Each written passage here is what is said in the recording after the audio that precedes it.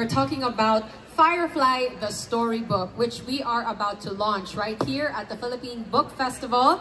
This is a special event that's happening on the main stage, so we invite all of you to join us right now.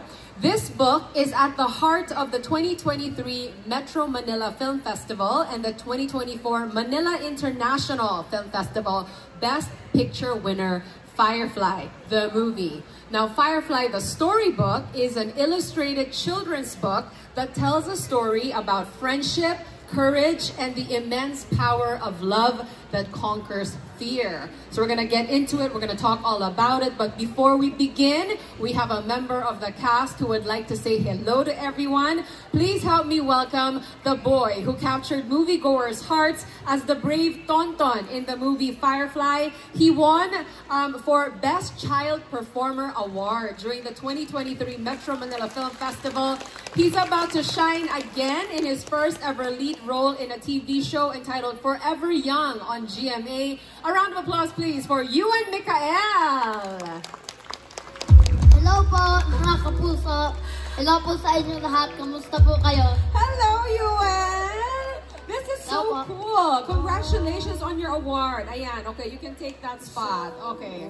It's adorable. Oh my gosh. All right. So chill ka lang dyan, okay? Because now, I'm about to introduce our other guests for this segment, okay? Although, before that, let us watch this beautifully animated storybook version of the award-winning movie Firefly from AHA. This is a kid informative show produced by GMA Public Affairs.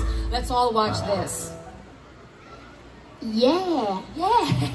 Storybooks na pala. Parang nanonood lang tayo ng TV sa bahay, diba? Kaya lang, may tanong po ako. Ano yun? Bakit parang hindi ko po yata boses yun ah?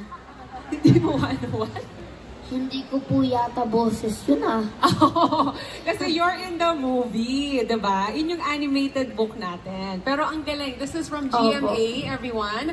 Again, brought to you by AHA, which is a kid informative show produced by GMA Public Affairs. And we are so excited and honored to launch this beautiful illustrated children's book today, created by award-winning professionals in their respective fields. I'm gonna welcome them on stage now, one by one. The book's original story creator and movie screenplay writer, Ange Atienza, who won the Best Screenplay Awards at the 2023 MMFF and 2024 MIFF.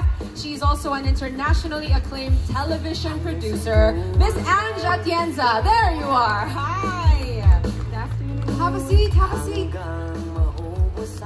Okay, also joining us today. All right, here we go. The book is written by Augie Rivera. He's a renowned kids storybook writer and script writer. Sir Augie, where are you? Come on down. This is Mr. Augie Rivera, everyone. Hello, hello. Please, yes. Join us on stage. We also have an illustrator, of course. He's an award-winning artist and illustrator who works with watercolor and gouache. Please help me welcome Mr. Aldi Aguirre. Hi, Aldi. Hi. Nice to meet you. Have a seat, have a seat.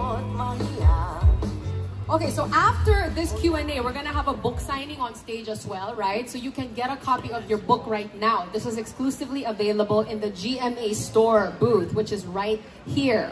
Okay, so please grab a copy as we ask a few questions to the key people who made all of this possible. Perhaps we can start with you, Ange, right? Because the interesting thing about this whole process is usually kasi nauna yung book. Pero the movie actually came together first. And then Augie wrote the book, right? So let's start there with the movie. Like, what was the inspiration behind the story? The inspiration behind the movie Firefly is really, because as a mother, I always think about what stories I'm going to leave behind to my son. So that's the seed of it. And so I thought of this story where a firefly and a butterfly were friends, but then something sad happens in the book.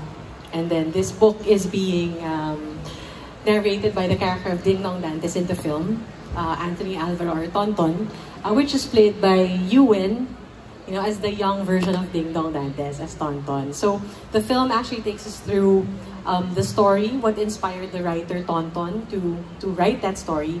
But since the beginning, we always wanted to have the real physical book also published. The longer, more colorful version of the story, of course, which was written by Augie and then illustrated by Aldi.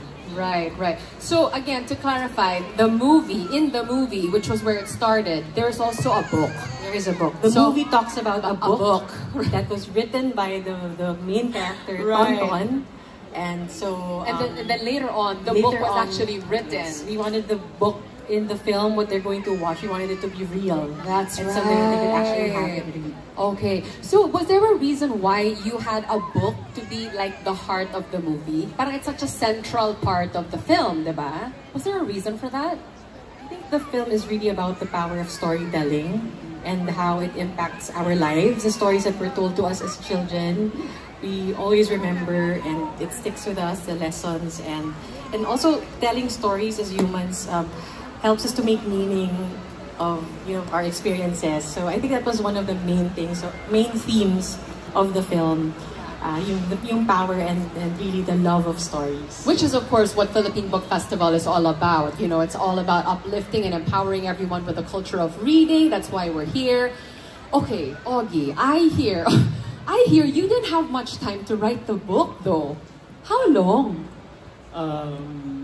Siguro mga a week. You wrote the book in a week? Yeah. Okay.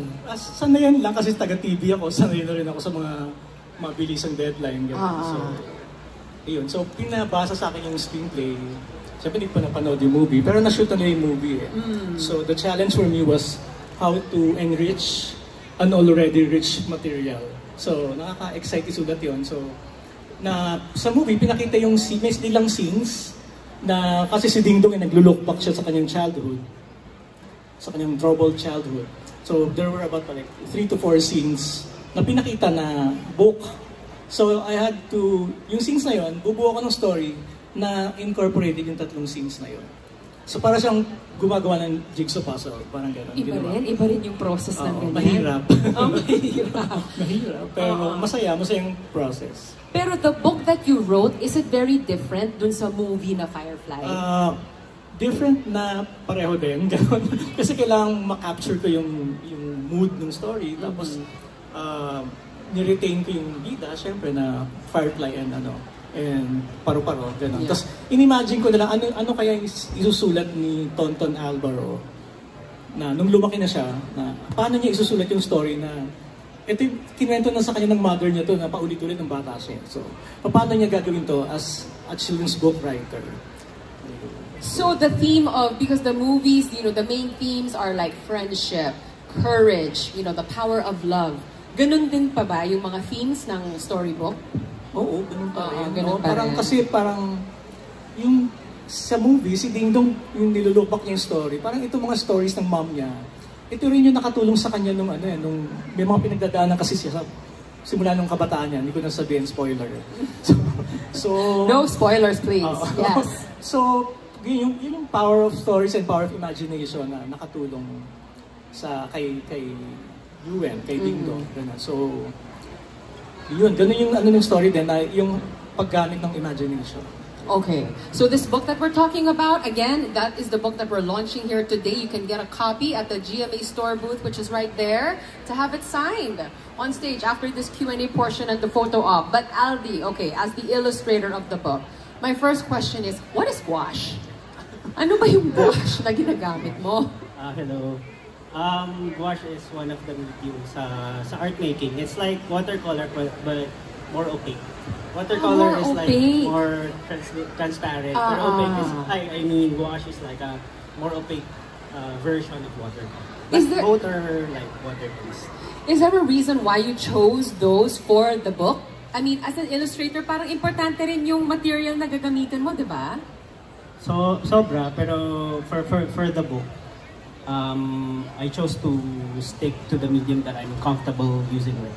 So parang yung watercolor, I've been using it for quite some time. Tapos I think it goes well dun sa story because mas gusto ko makapture yung lightness nung scenes and yung flow with the watercolor washes, pati yung flow ng story. So I think it fits well dun sa story itself.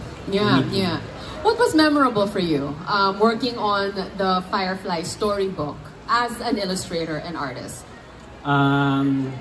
Yung mga times na hindi ko akalain na like now. Kasi as an illustrator, like sanay kaming or ako na nandun lang ako sa tabi. And ngayon yung may mga spotlight and all that. Literal no? Pati You're in yun the spotlight. Yeah, pati yun sa premiere dun sa movie, parang hindi ako sanay. So yun yung different experience siya. And also yung fascination na nakita ko yung una ko kasing nakita or una kong alam ko yung story, but the first thing that I saw completely is the book. Of course kasi ginawa ko yung book. Tapos after nun yung movie. So parang ako na-fascinate ako how Sir Ogie tied up the story para ma-translate siya from the book at saka yung movie. So parang ganun siya, magkakakonekta siya. So lagay ng sinabi ni Sir Ogie, the book itself, the movie itself are different experiences. So kailangan siyang ma-experience separately. So ayun, yung fascination kong gano'n. Tapos yung hindi ko akalain na yun, like ma-animate yung illustrations ko for TV. Tapos yung characters ko na-animate din ng mga animators, GMA animators na ang galing na namangha ako nung nakita kong gumagalaw na sila sa big screen. Sa parang, sabi ko, ang ganda. So parang nakaka-proud. And also, for us children's book creators, sobrang minsan lang mabigyan ng spotlight yung children's book industry. Tapos dito sa movie na to, bida yung book because Ding Dong was a writer.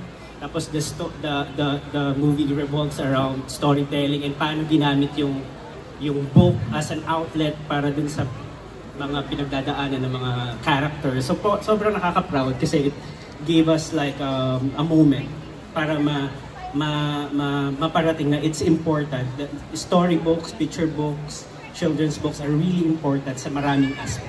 Yes. Direk, lakasan pa natin yung spotlight kay Alden. No, but what a collaboration. Congratulations to all of you. We're so excited to, get a copy of the book and watch the movie.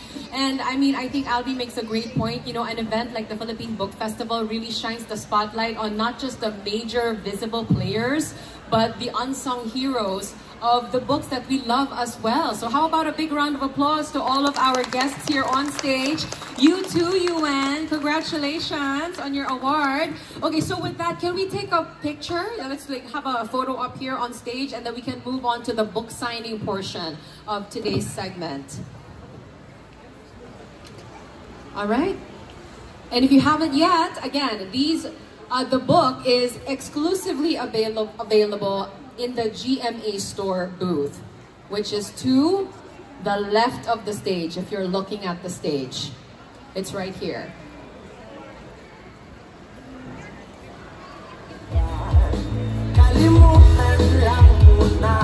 Alright, thank you very much everyone. If you'd like to get your copy signed, Firefly, the storybook, now would be a good time to do that. Once again, available in the GMA store booth. I think our guests can have a seat over here. Yes, this is your book signing area.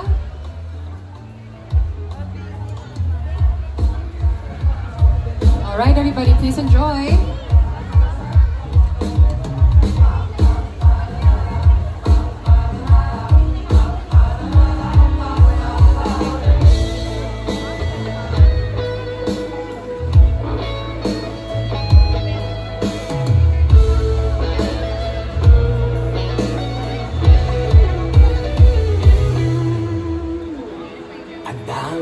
Bawal sa mundo